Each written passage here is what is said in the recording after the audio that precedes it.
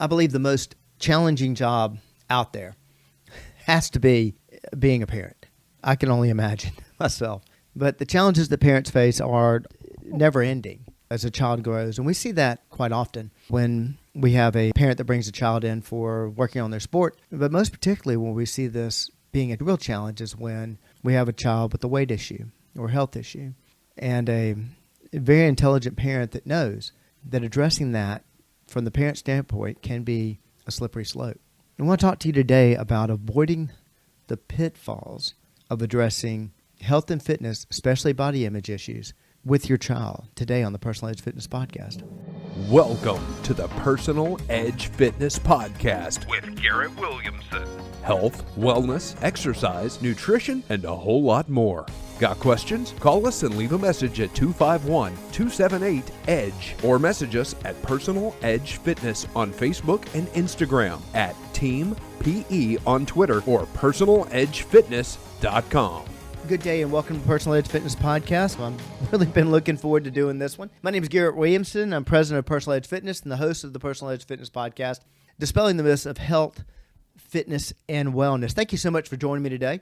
And we're talking about something I've dealt with ever since I first started coaching. Very near and dear to my heart, and I hopefully won't take too long on it, but I want to delve into it, and that is the phenomenon of parents having a challenge when addressing fitness issues, especially when it comes to body image issues with their child and the way they feel handcuffed about addressing this and not going down that slippery slope. And I have some fantastic insights on how we approach this and recommendations for you if you are challenged with this or you know anybody that happens to be challenged with this. Let me tell you how to get in touch with the show, especially if you have any questions about this podcast, any others, or you have any questions dealing with dispelling the myths of health, fitness, and wellness. And it's funny, I've gone through a series of podcasts recently where I've done a lot of dispelling of myths, which I think is fantastic. Give us a call at area code 251-278-3343. That's 251-278-EDGE. You can also reach me at Garrett, Garrett, at personaledgefitness.com. Personaledgefitness.com, of course, is our website. It's also our Facebook page, Personal Edge Fitness. And if you are so inclined, hit me up on X at Team PE. We'd love to take your questions there. Also, I've talked about this before. I've mentioned in all of our podcasts since we've launched this app. If you're interested in instruction, working on your fitness or your nutrition, any of that, and maybe you're in the area or you're not. Maybe you can't quite swing regular sessions with a personal trainer for whatever reason, but if you want the most qualified staff in Southeast at your disposal, contact us about Pledge, where goals meet accountability. It's an app that you can use. We can set up and design your programs. We can coach you from anywhere with Pledge. So reach out to us at 251-278-3343, 251-278-EDGE, where we'd love to talk to you about Pledge. Now, this particular topic, I should talk about a consult that I had recently. And this happens probably about once a month on average, sometimes more, but on average once a month. And I have a parent reach out to us. They contact us about their child. And of course, we work with a lot of kids. From the youngest we ever work with is 3, and we've trained them all the way up to getting scholarships. We have 24 scholarships to our credit as far as athletics are concerned. But what a lot of people don't know is how many kids that we work with, they may not have a sport of interest whatsoever, but they need to stay in shape. They need to get stronger. They want to make sure that fitness is part of their daily life, maybe because of the challenges that the parents saw when they were growing up or whatever. And this particular consult was like a lot of them. It's very familiar. 2 very responsible adults that came to meet me. They came to me without their child. And they were talking about the fact that the child was very smart, was an incredible musician, plays several different instruments, but it never had any real interest in sport. Had brothers and sisters that were very interested in sport, but this particular boy sport wasn't his thing. And they noticed that he was kind of getting out of shape. They weren't body shaming their child, but their parents. They knew that he needs some fitness. He needs to get up and move a little bit. But they ran into the same phenomenon that a lot of parents, really good parents, run into, and that is, how do I address this without the child resenting me? Because of my background in coaching gymnastics and several finesse sports, diving and swimming also, but especially gymnastics, I've seen the pitfalls of parents that are trying to do the right thing and then push their child the wrong way. And they really are. They're trying to do the right thing, but they push the child the wrong way, and we end up with body image issues. We end up with very sad eating disorders. And these are things they end up having all their life. I have this in my family. And so a smart parent, like these 2 parents, they knew this was a problem. At the same time, they knew they couldn't just not do anything. And they tried equipment at home. They tried encouraging, they tried to get the other children to kind of encourage or engage. The father actually got out and tried to play with the child and what have you. And they knew that this would go on for a little while, and pretty soon the child wasn't interested. It's a tough situation for a parent. But then the child, in this situation, we don't always have this. But in this situation, all of a sudden their son said that they wanted to pick up a particular sport. They were interested in playing a particular sport. They never played it before. And many times we have parents come in and say, oh my gosh, this is the shining light. We have something that they are interested in, that the child is interested in, that we can use as a modality to address this body image, this particular challenge. But they know if they get in and they start pushing it too hard, they're going to push the child right out of it because they're the parents. They're the same ones that tell them to clean up their room, the same ones that tell them they need to work harder in school, the same ones that tell them to sit up straight at the dinner table. There comes a point where the child does not want to hear coaching from that parent. These parents knew this, and I actually had one of them in tears talking to me about, I don't care if he ever plays the sport, I don't care if I just want him to be healthy, I want him to be happy. Later on in life, he will realize that, wow, I'm glad I stayed in shape, and didn't want kids picking on him or whatever, but they knew that it would be difficult for them to address. And so they were coming to see us. They would come and talk to us about, he wants to get in shape for this particular sport, but we're kind of worried about this image. I see this a lot. There's a lot of studies that have been done on this, believe it or not. Dr. Rebecca Turner, she's a child psychologist, emphasizes that parents often fear their child will perceive their concerns as criticism or judgment, leading to resentment and emotional distress. Let's address the elephant in the room. Are there parents that do that the wrong way? Yeah, there are. I hate to say it. There's bad apples all over. For whatever reason or problems in their life, they push the child wrong. But this happens a lot with really, really, really, really good parents. I mean, loving parents. In fact, I applaud those that do recognize this phenomenon. Let me tell you about another, I'm using that word a lot, phenomenon, but let me tell you about another phenomenon that you may be familiar with if you're a parent. And that's I like to use this phrase, and hear me out on this because it's going to sound very derogatory. The coach is brilliant where dad is an idiot. There's a quote, I don't know who it's attributed to, and I love it. And I experienced this in my own life, and that is that, gosh, my dad was such an idiot growing up. The older I got, he got so much smarter. I don't know where he became so educated. But the older I got, he got a lot smarter. And the phenomenon, of course, is the fact that as the child's brain develops, they understand what the parent's trying to teach them. Well, the reason I say that the coach is brilliant and dad's an idiot is that when you're that close to a child, when you're their parent, when you're the one correcting them on everything, encouraging them on a lot of things or whatever, and you're there day in and day out of their life, you can make a recommendation, and because of past experience, because of they're hearing the same voice all the time, because you were upset with them the other day about their room not being clean, now they're kind of wanting to get back at you, whatever. They don't take that advice. Maybe great advice, maybe great fitness advice, great sport advice, whatever, but they don't care. But then all of a sudden you bring in this outside party, this Joe Schmo. You may have an MD, and this guy's got a bachelor's degree in exercise science. And your child comes running home and parrots to you the words that coach or trainer said, and they happen to be the same exact words that you use with your child. And your child is now telling you how brilliant this trainer or this coach is. And they're coming and educating you about what you already told your child. I can't imagine what that feels like. That's got to be a shot to the heart. I mean, it really has to be painful. I've experienced this on the coaching side. I feel so blessed that my maker somehow put this in my mind that, hey, look, you got to be careful with that. That can go, and I've seen it. I've seen it happen with coaches. I've seen it happen with trainers. I've actually fired a trainer because of this. And that is, it went right to that coach or trainer's head. They took that power and abused it. That's dangerous. So we've got a lot of pitfalls here. We've got a lot of pitfalls of addressing the weight issue, addressing the particular body image issue, or even fitness issue, sport issue with your child, and push them down the wrong way. And on top of that, finding the right professional that is not going to turn around and do the same thing, turn around and abuse it. Well, I feel blessed that I've known that. I feel blessed that we know that here at Personal Edge Fitness, and that is a big part of how we handle working with children. And it starts in the consult. What we want to be in that situation is, of course, parents have goals, the children have goals, believe it or not. But first and foremost, we want to address those goals, and we want to be a positive role model for the child, as well as somebody that the parents can trust to do right by their child. And there's several aspects of this that are very important to us. Number one is the consult. If it's your child, if it's under 18 years old, and you're paying the bills, we're not going to keep anything from you about your child. Be open and honest. And first and foremost in the consult, we want to talk to you. And I have consults that go different ways. I have sometimes parents come in first, and then they bring the child.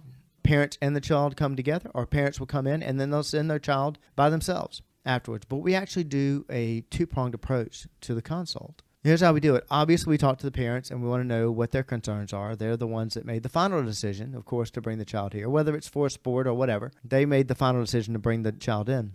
And so we want to find out what their concerns are. Plus, they can give us some history. They can give us history on what the child has experienced. They can give us ideas of what dynamic they have with their friends. Are they surrounded by good friends? Are they being bullied? What's their school experience like? What's their coaching experience like? What is their experience like in fitness? Have they worked with a trainer before? Was that good or bad? What does the child like? What does the child not like? And then we talk about the goals. And many, many times, a parent, and it doesn't always take this, but a parent will find that a child all of a sudden is now interested in taking part in a sport and never have before. They have health problems. They have some concerns, and the parent, through experience, can see where that child is headed, and maybe headed a bad way, overweight, obesity. And they're trying to avoid that. And they're using the sport to try to avoid that. Not a bad trick. Really isn't a bad trick.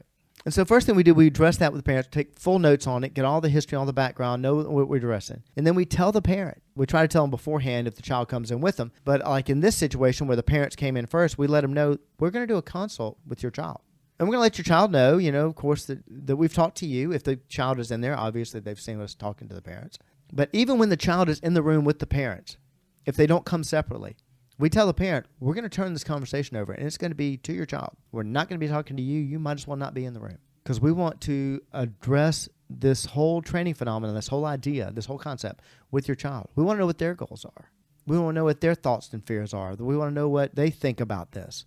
We want to know if they feel their experiences have been. We ask, when we have athletes come in and they're talking about improving their game, we ask the child, what do you feel your strengths are on the field? What do you feel your weaknesses? Give us a description of that. I'm not fast. Okay, what do you mean not fast? Well, when I'm on the soccer pitch, the ball comes my way. Sometimes I can't get to it quick enough. Okay, so what about up and down the field? Oh, I can outrun everybody. Okay, so first step quickness is what you need. The child will give us some great insights on not only what their needs are, but also what they're thinking. Give them an idea of their mindsets. Many times I've told you, nobody comes to us for a physical reason. Everybody comes to us for a mental reason. And we need to know not only what is in the parent's mind, but we need to know what's in the child's mind.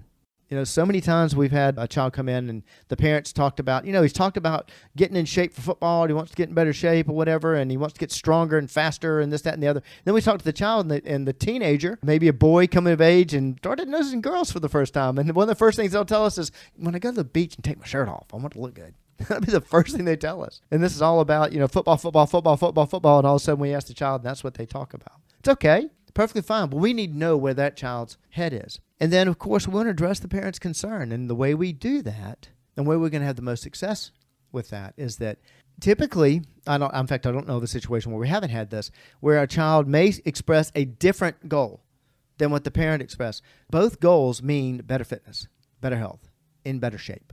Now, I haven't had the consult with this child coming up. In fact, one of our client coordinators is going to have the consult with this particular child, and we'll find out, is this new sport really psyched up about it? Just psyched about getting in shape? What are they looking for? And we will shape their program to address whatever the child is after. But in that same way, we're going to address what the parents are after. We're hand in hand when working with the parents.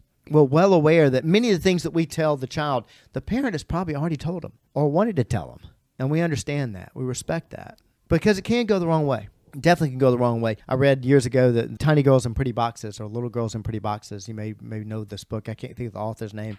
I happen to have a copy of it. I read it cover to cover. I read it twice. And I happened to be coaching gymnastics in Oklahoma at the time. And wow, harrowing. Much of it talked about the abuses that a coach did when they had this power. And what I mean by this power, we become role models to these kids. We know that. That's what we're looking for. And that's why we're very, very picky about the staff members we hire here, because our culture must be that of being very positive, the kids looking up to them, never having a negative experience here at Personal Edge, always positive. And we're touched by the fact that many athletes, when they get older, or kids when they get older, come back and tell us what a difference that we made. There's nothing like that. It's incredible. But you have to respect that. And too many times it gets abused. In this book, it talks about several times where horrible eating disorders, horrible body shaming, body imaging, just the damage that was done to a child at a young age, many of them that never recuperated from it. This is why when I was coaching out there, I would never coach at a facility that didn't allow the parents to watch the practices. Now, you may be a gymnastics purist and all about team and totally disagree with me. That's your deal, not mine. But I would not coach somewhere where you could not see, I don't think the parents should interfere, but they should be able to watch their child train. There were instances where they weren't allowed to watch their kids train and the kids were being abused. The reason I mentioned that, I don't like to talk about negative things like that on the podcast, but I want to make sure that we're well aware of that. We're well aware of that responsibility. But we have a great opportunity here, a tremendous opportunity.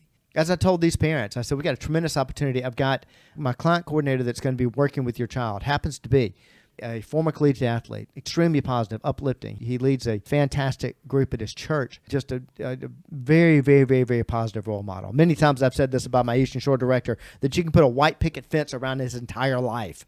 I mean, his meal looks like he's about to do a breakfast commercial. I mean, when he has breakfast in the morning. His marriage, his raising his child, the way he treats his dog, the way he dresses, the way he represents himself, period. He's just Mr. Positive. You want your kid being mentored by him. That allows the parent to step back. When you have a good role model like that, it allows the parent to step back and become a cheerleader. And I know this is difficult when the child comes home and tells you, wow, you won't believe the amazing thing that my trainer said today. And it was the same thing you said, Dad, about 3 weeks ago. I just didn't pay attention to it. Or Mom. That's got to be a shot to the heart. I understand that. I want you to know that we understand that too. We understand that you've probably told this to them. It doesn't go to our head and make us feel, oh, we're so much smarter than the parent. No, it's just that phenomenon that exists. You're too close to your child. But at that point in time, you can step back and say, oh, man, that's awesome. That's great. I'm so glad to hear that. And what that will do by responding that way and not saying, well, I've been telling you that for years. You shouldn't listen to me, this, that, and the other.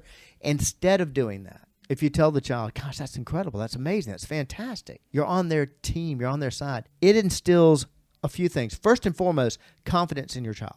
Builds their confidence. That's in the top two that a parent asks for when they come here is, I want my child to be confident. That helps build their confidence. Reaffirming, hey, I know I've said this to you before. It doesn't matter. I'm going to push my ego aside, and I'm going to tell you, that's great. That's fantastic. It's wonderful. The second thing, this is what you're really after. The second thing that it does, instead of pushing your child away, it draws your child closer. In that situation, you are now the number one cheerleader of this child. You're their confidant. You're their parent. I'm not trying to make you their quote-unquote friend. You're their parent, but it builds a different level of respect because you're showing respect to the child. Wow, this finally hit me. I finally realized it. Somebody else said it, but I realized it, whatever, and you're saying to that child, hey, look, I'm so glad you realized that. That's awesome. That's incredible.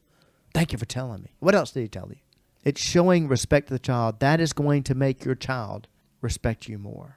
Later on, I promise you. You want to write those things down? Wait till later. Wait till their brain is fully developed. Wait till they will come back to you. I promise you. You'll have those conversations. They'll talk about the way those role models in life, but the one that they will look up to the most will be the parent. Guarantee you. It's a precarious position. I could go on for hours, and I go on way too long on the podcast anyway, but this is something that we see all the time. We want to make sure that we understand it. We want to make sure that I hope that your child, I hope every kid comes here that wants to play a sport ends up with multiple D1 offers. Great, fantastic. More importantly, if we can get them to make fitness a part of their life, if we can help them get to a better relationship with their parents, a more healthier bond, healthier relationship, well, that's our level of wellness.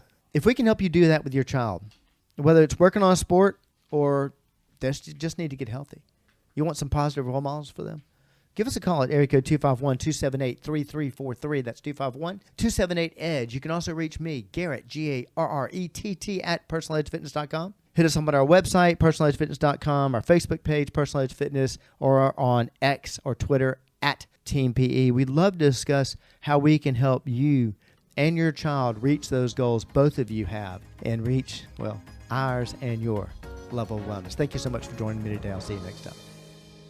Thanks for listening to the Personal Edge Fitness Podcast with Garrett Williamson.